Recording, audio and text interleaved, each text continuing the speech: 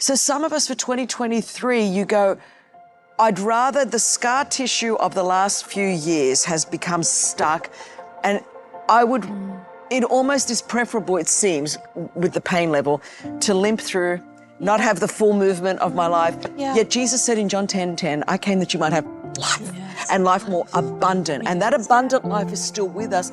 But there may be some stretching pains, is what I'm saying. I think that's what God's got for us, though. There are glimpses he gives us. Yeah. And people walk in, like I did, whenever it was last year, we came into here, and it was just an empty shell. A few months Yeah. ago. Yeah, so it was so empty. And I remember leaving, I go to Nick, well, I'm glad Matt's got vision. Because, I mean, I go, you know, I really can't see it, but I'm glad he could see it. I mean, he was talking like it was real. Yeah. And I'm like, I love that in someone, though. I love that sense that whenever this finishes, he's going to go, oh, yeah, it was always like this in my mind. And I'm watching it go up in stages and bit by bit and go, it is amazing how God constructs things. And if you walked into this building when we walked in months ago, you would have and looked at it at face value, it would just be like there's nothing there. There's nothing there. Then you walk in today, and a lot of other people go, man, there's a bit of steel up. There's walk in a year from now, and we're going to have our set like our other sets and, you know, all the other sets in this studio.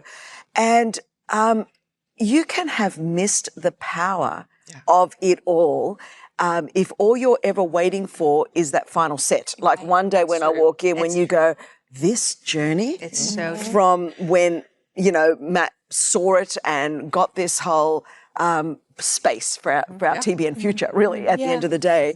And I think God does that with our year. And we get sometimes we can get discouraged because we're in the phase where we walk in and there's nothing. Or maybe 2022 left you with, wow, there's just steel around me. Things fell apart. It was gutted.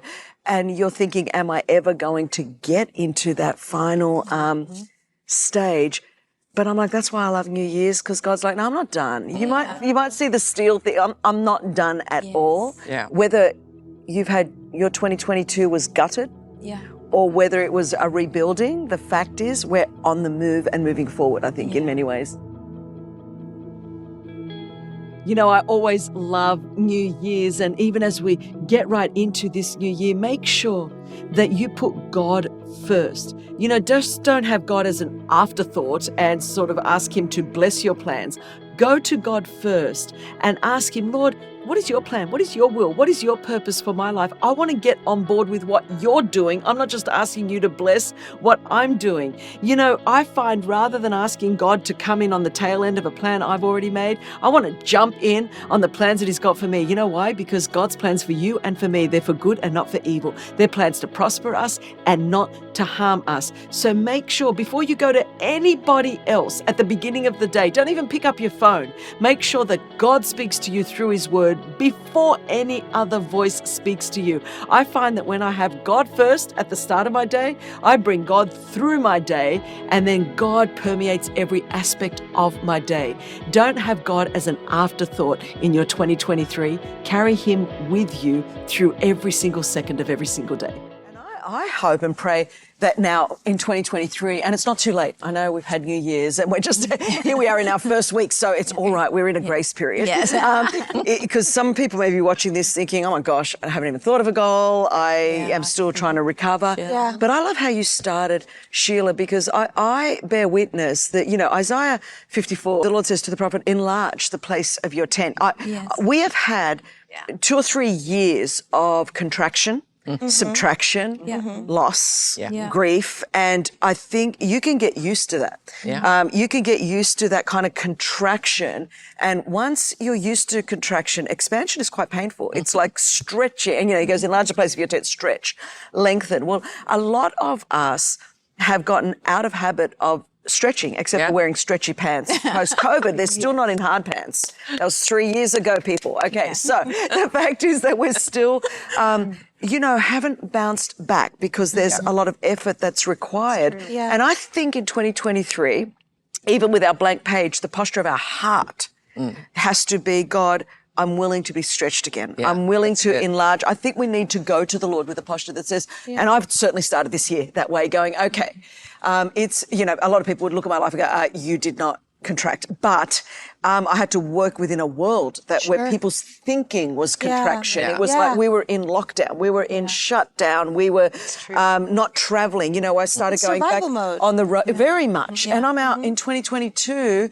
and I'm watching people still fearful of traveling. I mean, it opened up a lot more. I started going to other countries, but it wasn't quite like an openness like there was before 2020. And I'm like, okay, guys, we've had 2020. We've had 2021. We've had 2022. It's time to enlarge, throw it back and say, okay, God, I'm willing to be stretched again. I'm willing to lengthen. I'm willing to strengthen. But all of those things require effort. It's not just, and when you're saying, Sheila, I'm sure I'm putting the blank paper there. It doesn't mean, and then I'm going to go back to bed and very Doris Day for those of us that are my age, you know, que sera, sera, whatever will be, will be. The future's not ours. We're not saying that. We're saying, Lord, whatever you want to do, I'm in. And knowing God, that means there's going to be some stretching and some enlarging. And I think, and I pray that some people watching this right now are in, that something awakens to them this week as we go through this week that goes, okay, I'm done.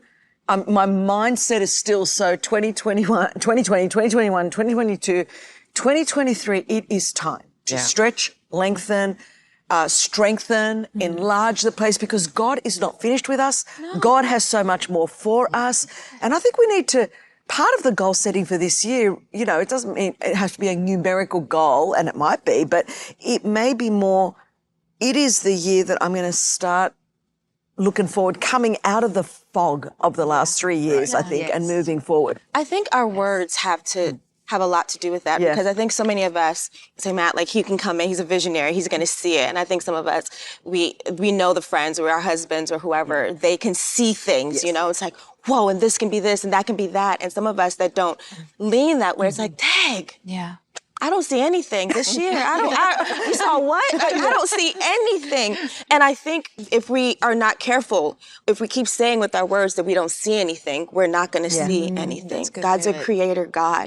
So I think especially in the beginning of the year, God has plans for us, yes? I think we have to start saying, God has great plans this year. This year is going to be the best year ever. None of us are denying it has been a challenging, and not just 3 years, it depends where you're watching this from, but the last 5, 6, 7 years. And I think that's why some people even watching this are fearful because they're like, why should I expect?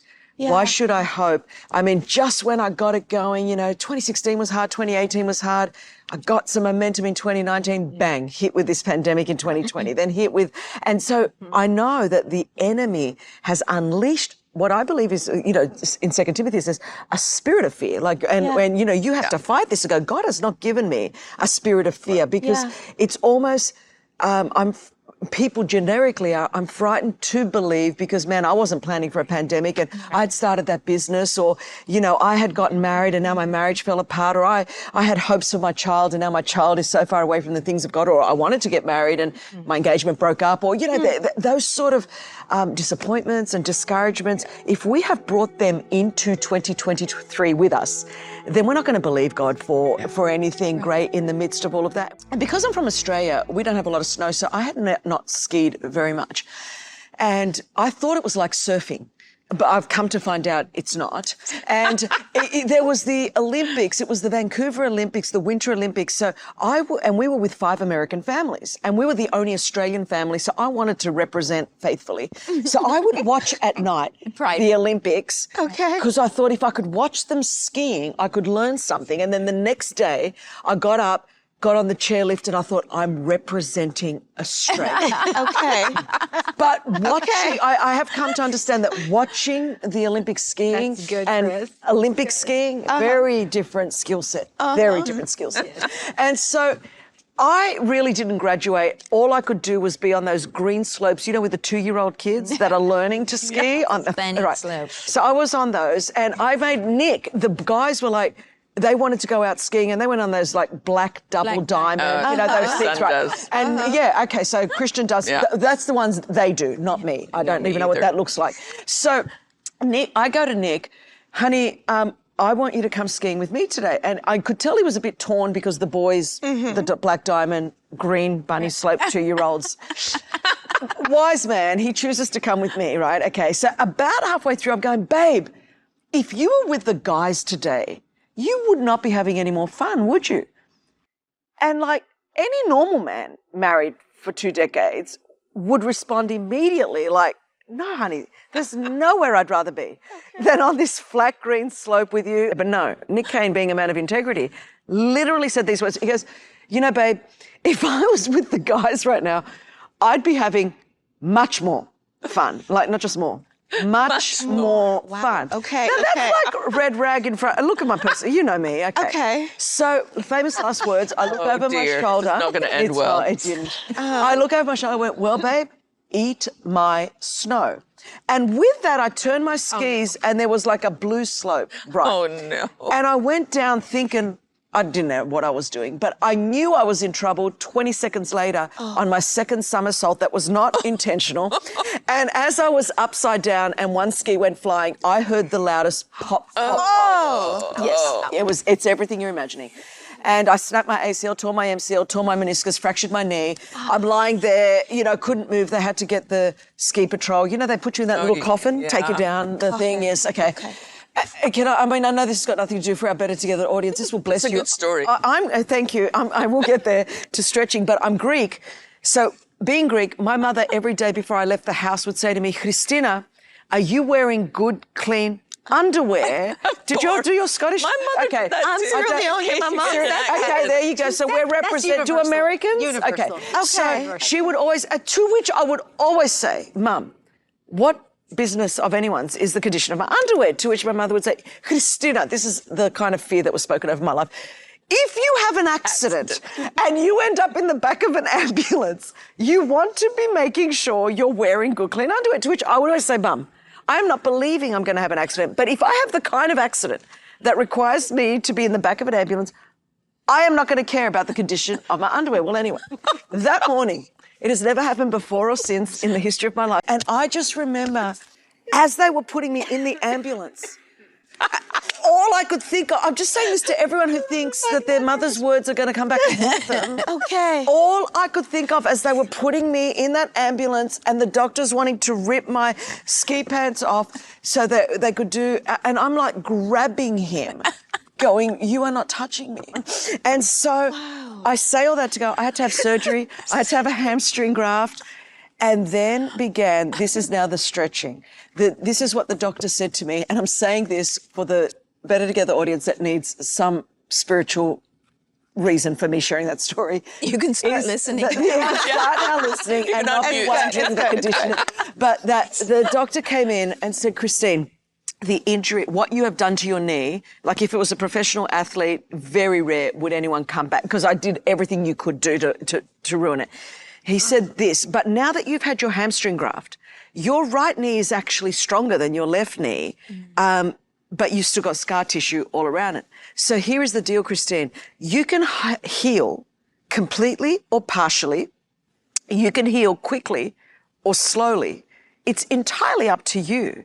The degree to which you are willing to embrace the pain of your recovery is the degree to which you will regain full movement in your leg and be able to recover. And some of us, the last 3 or 4 years or 6 years, have had the equivalent of major trauma in our life, and like I had in my knee. That's what I had. So to stretch my knee back out, to be able to move, it was more painful than having children. It was more painful than, and they really equated to do that.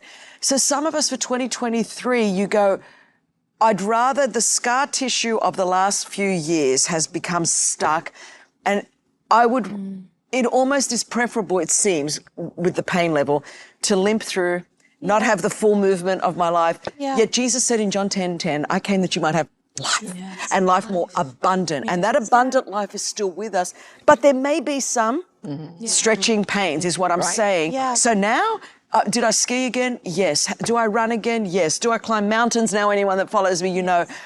But for me to get back to that point of stretching and flexibility, a lot of pain. And I'm thinking for some of us, that are watching this year, if you're willing, by the grace of God and his loving kindness, to embrace some of that, you can stretch out. A lot of us have had a lot of trauma and there is a lot of scar tissue. But if you allow the Holy Ghost to start breaking that up now, you'll be able to stretch beyond, and I think anything you ever imagine. I think that would be the story of all of our lives through our Christian journey. God restores to us the years that the cankerworm has. I've started this year claiming all of that too. I'm like, anything that I have felt over the last 5-6 years has been loss or taken or unfair or betrayal. So no one's denying the reality of that. It's just my perspective toward all that's changing and saying, okay, God, you've promised that you're going to restore, you've promised that you're going to give me double in this. So if it's in his word, I'm claiming it. I'm not like making stuff up, but if it's in his word, and I'm like, even if it seems in the natural, and there'd be people watching this show and they feel like either in their business or in their family or their relationships that things have been stolen by the enemy or friends, I'm like, oh, but don't count God out. He can restore those years, like literal years. And some of us have been under it for years. And it was like it almost toward the end of last year, it's like I had a wake-up call and go, oh, I'm not just going to even accept that now. Like I thought I'd gotten through it because I thought, well, I'm in a place of peace. Like it's like, I'm no longer in a place of bitterness or anger. But now I've gone the next step, which is, oh, Lord, you said you're going to restore it. So now I've gone beyond the peace to going, I'm looking for restoration, and I'm looking for double restoration. And that is, I think for someone watching this, that alone is a great goal for 2023 to go, I'm getting to the place of faith and courage and confidence again, where I'm confidently standing on the word of God, and I'm asking the Lord to do what his word has said that he's going to do for me. At TBN, our mission is to use every available means to reach as many individuals and families as possible with the life-changing gospel of Jesus Christ. Thank you for helping make the gospel of grace go around the world. And it's because of you that partner with us that this ministry continues. God bless you.